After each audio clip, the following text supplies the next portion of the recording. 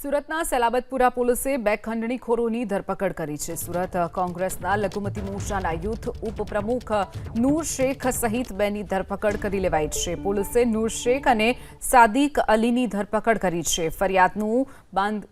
ફરિયાદીનું બાંધકામ ન તોડવા માટે 10 લાખ રૂપિયા માંગ્યાનો આરોપ લાગ્યો છે.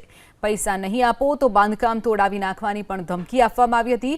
ફરિયાદીએ પૈસા ન આપતા એસએમસીમાં અરજી કરી હતી. અરજી કરી ફરિયાદના બાંધકામનો શેડ પણ તોડાવી નાખ્યો હોવાનું ખુલ્યું છે. ત્યારે બાંધકામની મંજૂરી હોવા છતાં નૂર શેખ માંગતો હતો રૂપિયા. ખોટી અરજીઓ કરી અને વેપારીને ધમકી આપતો હતો અને વેપાર ન કરવા દેવાની પણ ધમકી આપતો હતો.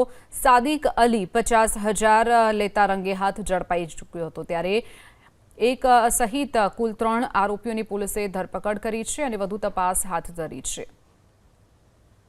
સુરતના સલાબતપુરા પોલીસે બે ખંડણીખોરોની ધરપકડ કરી છે. સુરત કોંગ્રેસના લઘુમતી મોરચાના યુથ ઉપપ્રમુખ નૂર શેખ સહિત બેની ધરપકડ કરી લેવાઈ છે. પોલીસે નૂર શેખ અને સાદિક અલીની ધરપકડ કરી છે. ફરિયાદીનું બાંધકામ ન તોડવા માટે 10 લાખ રૂપિયા માંગ્યાનો આરોપ લાગ્યો છે.